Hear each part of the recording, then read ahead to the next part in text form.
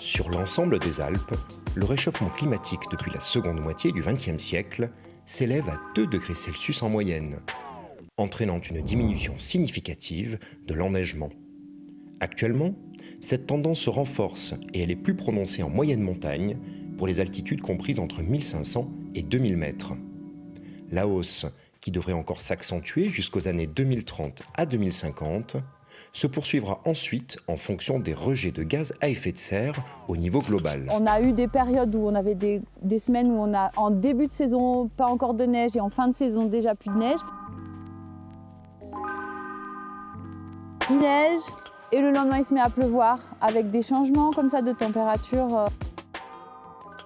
Première saison difficile, nous c'est notre première saison en tant qu'exploitant.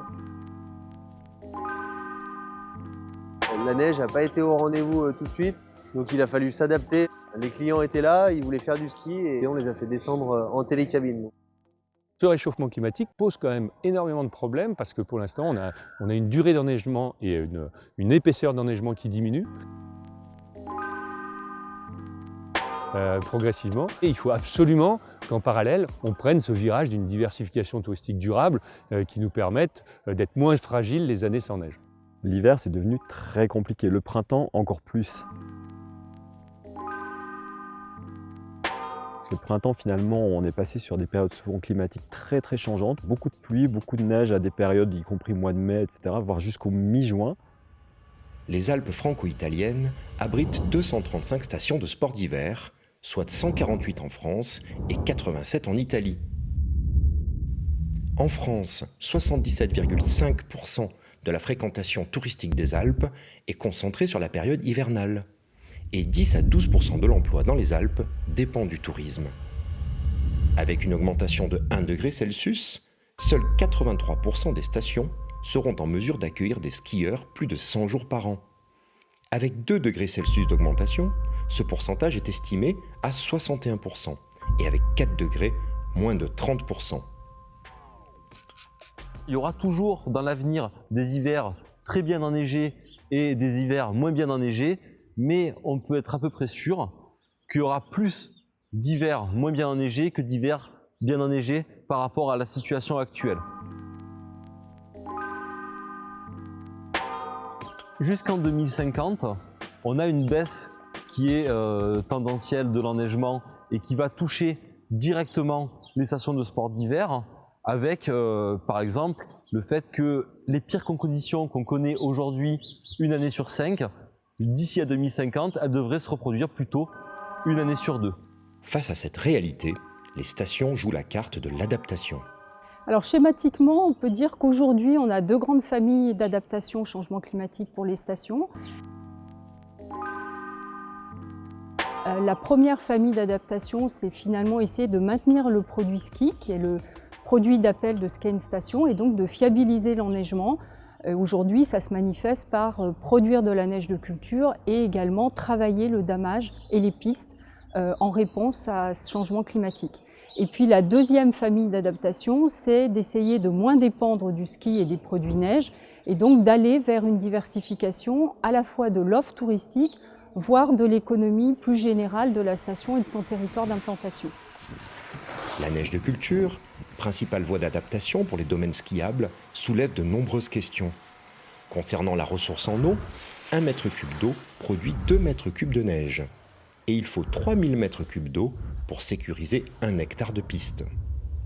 L'impact écologique sur la faune et la flore, tout comme la demande énergétique, sont aussi des facteurs à prendre en compte. De plus, la neige de culture ne peut être produite au-dessus d'une certaine température. Enfin, le coût de l'enneigement artificiel accentue la sélection entre les stations qui pourront le supporter et les plus petites. Alors, pour optimiser la neige de culture, les chercheurs ont mis au point un outil d'aide à la décision baptisé ProSnow. Alors l'objectif de ProSnow, c'est d'avoir un outil de prévision météorologique dédié à la gestion de la neige et qui fournisse un certain nombre d'informations sur l'évolution du manteau neigeux, sur l'évolution des conditions de production de neige à la fois à court terme et à moyen terme jusqu'à la fin de la saison, pour que les décideurs en station puissent prendre des mesures de gestion de la neige qui soient cohérentes avec les prévisions. Pour voir ProSnow à l'œuvre, direction Les Saisies, station savoyarde située à 1600 mètres d'altitude, l'une des 9 stations pilotes qui expérimentent ce système. Car ici comme ailleurs, la neige de culture, indispensable à l'activité touristique, montre aussi des limites. Cette année, on est un petit peu moins dans le cas, mais l'année dernière, la saison 2018-2019, s'il n'y avait pas eu d'enneigeurs, il n'y aurait pas eu du tout la même saison, et notamment le début de saison avait été assez pauvre en chute de neige naturelle.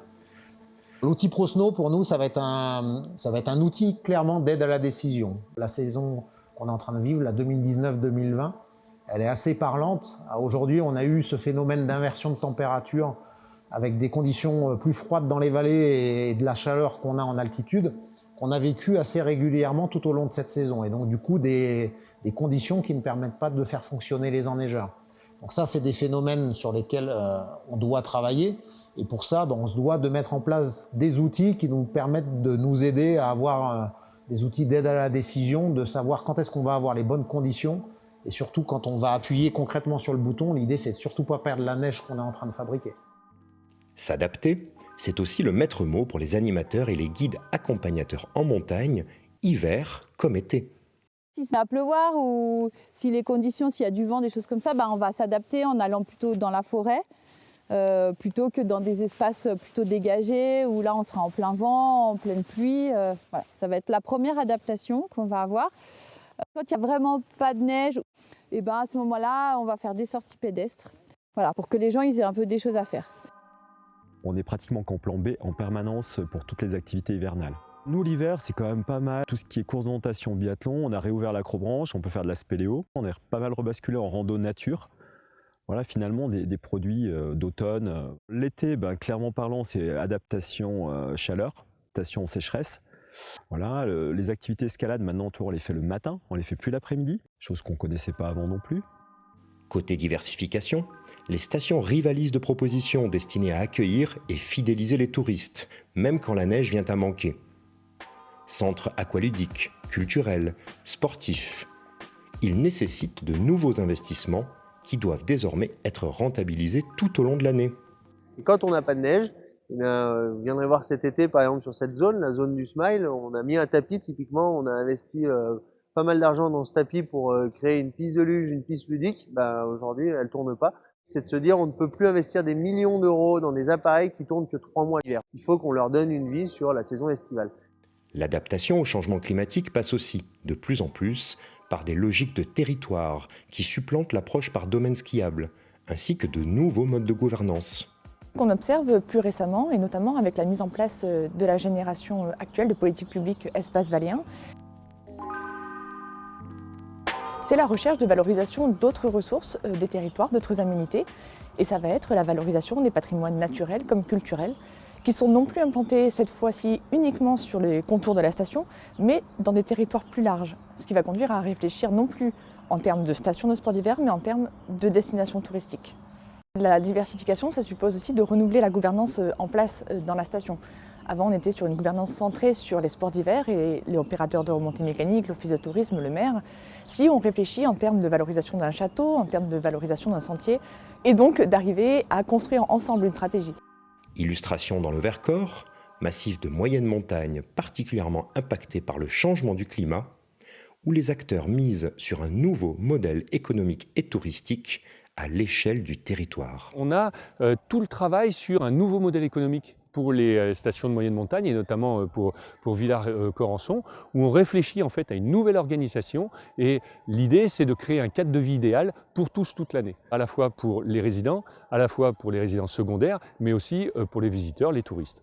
Alors, en termes d'activité, c'est vrai qu'on a la chance d'être en moyenne montagne, avec des hivers qui ne sont pas trop froids, des étés qui ne sont pas trop chauds, et ce qui nous permet tout au long de l'année de pratiquer des activités outdoor.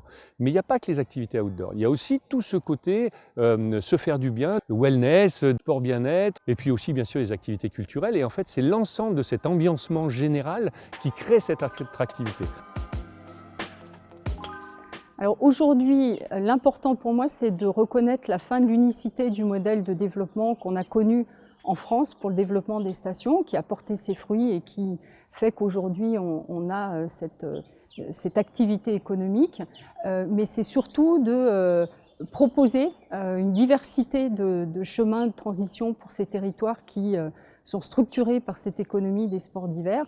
L'avenir de la station X sera jamais le même que celui de sa voisine, donc il faut accepter de travailler vers la diversité des transitions. Ça prend du temps, c'est un travail de longue haleine et qui va nécessiter un accompagnement, une ingénierie et un partage de l'ensemble des parties prenantes de ces territoires-là.